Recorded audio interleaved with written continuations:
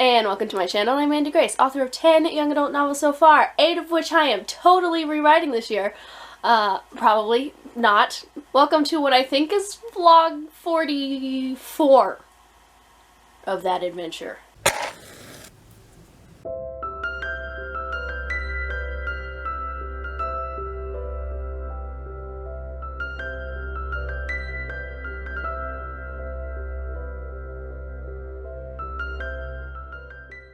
This is where the numbering and also the thumbnails gets a little confusing. Technically, I'm still on the writing 8 books adventure, so saying this is vlog 44 or whatever number it is still works with that, because that's what it is. It's the same adventure. But I'm moving on to the dystopian trilogy, so the thumbnails will have to change because the thumbnail has only been the Robin Hood books up to this point.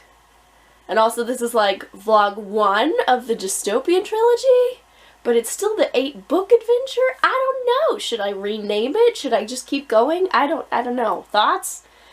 Anyway, this week I am reading over Isolated, book 1 in the dystopian trilogy, which the title might be slightly tweaked by the time I republish it, but that's not happening soon. I have learned my lesson with the chaos of Robin Hood. We are going to rewrite the dystopian trilogy at our own leisure without deadlines or publication dates. And just see what happens. Yep. That's what we're doing. Anyway, yes. So this is going to be fascinating because the world building in my dystopian trilogy is kind of non-existent. I was just sort of writing into the dark with this story, specifically with book 1, and making things up as I went along. Yeah, it's gonna be a hot mess, and I have to figure out what on earth I'm doing with it. I don't know. Also, we'll see if these books double in size. The originals are teeny tiny. They are smaller than the original Lucy's Legend, which was 42K. I have no idea what size these little suckers are. Actually, Queen of Caradale is about the size of Lucy's Legend. It's slightly larger, but these two are just tiny. So, you know, they might go from being novellas to being like actual novels, but I don't think I'm gonna get 120K out of them like I was doing with the Robin Hood books. Which I'm okay with. I don't need another 100K? I can't speak. 120K project. Don't need it. Don't need it. Especially if I'm trying to get all 3 of these books written in the next month, because it's December and I wanted all these books written in a year. It's kind of an arbitrary deadline, and I don't have to force myself to go that fast because I don't have a publication date set. I don't really care. I'm taking it, you know, at whatever pace I choose to. But also it'd be super fun if I could get them done. We'll see what happens. I don't know. I'm rambling. Okay, I'm gonna try and pull out my dystopian trilogy story Bible, except that I wrote these books before I was doing the story Bibles that I do now, so I don't actually know what notebook it's in, or what it looks like, or how extensive it is or is not. I literally have no idea. I think it might be in one of the Robin Hood notebooks, like mixed in there somewhere, maybe? Or I'll go dig on my shelf of notebooks. I don't know. I'm gonna find it. This is the Robin Hood Beast. I do think it's in one of these 5-in-1 notebooks that I have. Not that one. What are you? Aw, William's story. I was gonna write that. Never did. Let the rewrites begin. Nope, not that. Okay.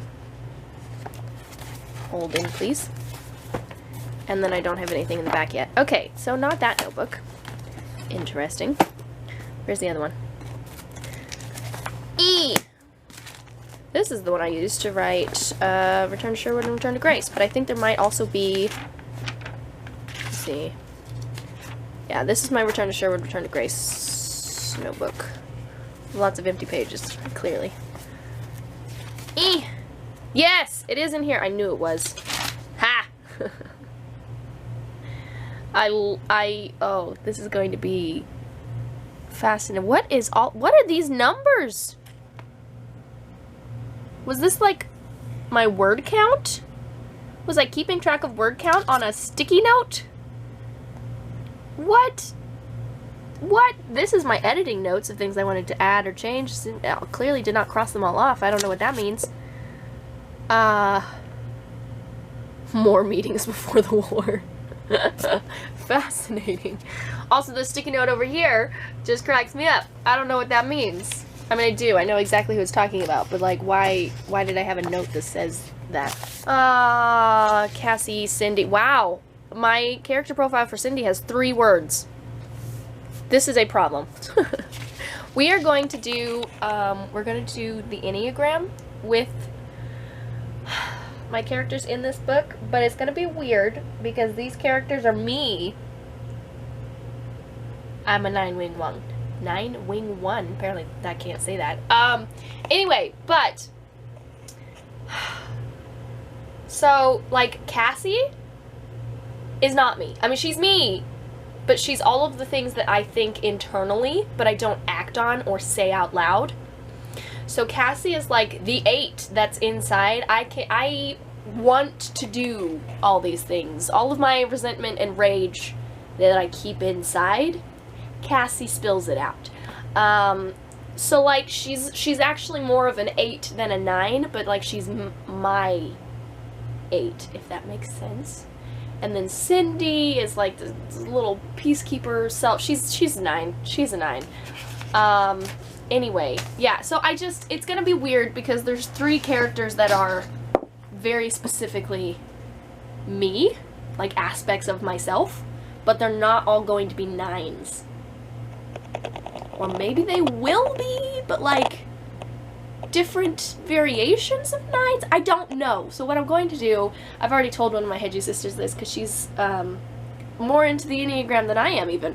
I asked her if we could have a chat and like discuss this specifically, and she's down for it. So we're going to. I might also try and reach out to the Enneagram coach who came to the hedgy house, because she's always been kind enough to answer my random character questions in her DMs, so I might reach out and be like, huh.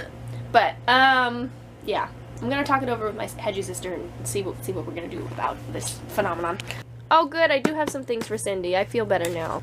Do we have nothing for James? James is like the love interest. How sad. I don't know who these people are. Who's Michael? I know who George is. Alonzo? Who are these people? Dr. Hancock. All it says is baby blue hair. I don't know who this man is, but he has baby blue hair. Interesting. I'm confused. There's no information here, you guys. I'm starting from scratch. Except I'm not. Oh look! Brainstorming book 3! Don't read that. So many spoilers. Yep, I know people's hair color and eye color. That's what we've got. Oh, he's got more. Look, he's full of life and laughter and fun. I don't even know who that is. Oh, there's a bunch of Myers. There's like a whole family of Myers. Who are the Myers? Do I know who the Myers are? Carrot? Who's Carrot? Omega? Who are these people? I don't know. I don't know who these people are. Oh, this actually says these are. Oh! It's the adoptive. It's the. No, what's the word? Foster parent. Oh, sorry, I wasn't even looking at myself. It's the foster parents. Lordy, I was very confused. There's a lot of names. It just keeps going. None of these names have a lot of information with them, so fleshing out characters will be something I'll work on. But there's a lot of names. It's never ending. Mr. and Mrs. Haynes, a completely blank piece of paper. Wow. And we made it to the end. And then we have Return to Sherman, Return to Grace, which is what I thought. Oh gosh, I'm hoping he doesn't poop on me today, since that's what he did yesterday, which was disgusting. I still haven't washed my quilt. It's fine. We don't have to talk about it. I think we should just put yesterday behind us and talk about what we're doing today. So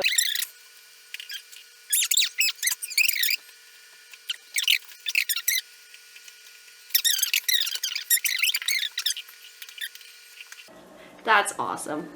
I'm glad. I really love organizing things and making sure all my ducks are in a row too. Yeah, no, that is how I describe my first draft. So you just go blah, and then there it is. I am going to be writing, I'm starting chapter 3, well, technically 2. There's a prologue, which is a chapter. Anyway, it's complicated. We're starting chapter 2, which is chapter 3 today. And this is when Cassie starts to, like, have weird dreams that are actually her real life, but she doesn't know that, so she's very confused. She's like, what is this life that I don't know these memories? I don't understand where these came from. This is weird.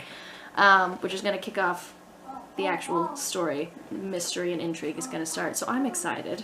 We're done setting up relationships and actually getting into the meat of the story, so I'm super eager for that. So that's what I'm doing. So, it's been a while since I filmed because it wasn't being productive. Through most of November and December, videos were very spotty, as well as writing, and also literally everything else in my life was not consistent in November and December. I think I was really feeling the effects of rushing to write 5 books and republish them. So, here we are in January, but I just wanted to give a final update and then outro. I did talk to my hedgy sister. We talked over the Enneagram. It wasn't a super satisfying chat in that the children were awake at the time and causing chaos, and so I wasn't able to be present in the conversation. But it was satisfying in the fact that we did talk about things and work out the Enneagram. So like Cassie, I am rolling with her being an 8 because that feels right to me. And also discussing it with someone who knows the Enneagram better than I do, she agreed.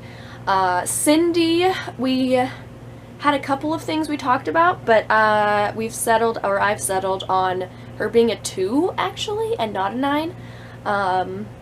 Which I think, honestly, after I, really thought about that, it makes so much more sense. And also, it fits so perfectly with, Cassie being an 8 and Cindy's a 2, and the way that those two types interact together. It fits really well. So yeah, that part of the process is done. At this point, I have written 2, almost 3 chapters. The original book has 8 chapters plus a prologue and an epilogue. Except that the prologue and epilogue are almost exactly the same. I hadn't read The Name of the Wind when I did this, okay? I was like, I don't even know. I was living at home. I was probably 19 because I was still in college, I think. I didn't even know The Name of the Wind existed, okay? So I just sort of accidentally did something very similar. And I feel very validated now because at the time when it happened, my family were who read my books, basically, and that was it. And most of them made comments about it, being like, this is weird, or this is not the point of a prologue and epilogue. And I was like, first of all, this feels correct for my story. I'm following my gut and my intuition here. And second, none of you are writers, so maybe don't come at me about what is or is not correct. I don't know. Anyway, which isn't really fair to say because they're not authors. They don't tell stories necessarily, but some of them do actually understand literature and the English language quite well. But I was very defensive. I was like, back off! Anyway,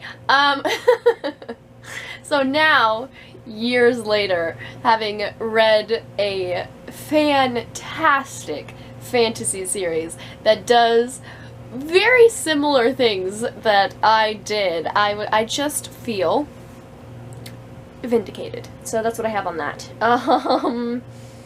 I don't think there's really anything else I need to be talking about specifically for this video. I still don't know what I'm going to do with the thumbnail / naming of the videos, you know, since this is the dystopian trilogy and not the Robin Hood, but it is still the trying to rewrite 8 books adventure, so it's the same, but it's different. My sister, who is my soulmate, vehemently told me that it would be far too confusing to have it the same and I need to start over with a vlog 1, but personally that feels wrong to me. I understand the confusion, which is why I'm questioning. It's why I started questioning, why I brought the question to her. I can see why it would be confusing, but personally, it feels wrong to start a new playlist for the same journey. So I don't think I'm going to. I might label this as like 44/1, or like in parentheses dystopian 1 or something. And obviously the thumbnail will have to change because it's the Robin Hood books. But yeah, I don't know. That's what I've got. Yeah. The Robin Hood books are linked in the description. You can go buy them, except for Gisborne. Don't question it. At some point there will be live links of that book, I swear. But that day is not today.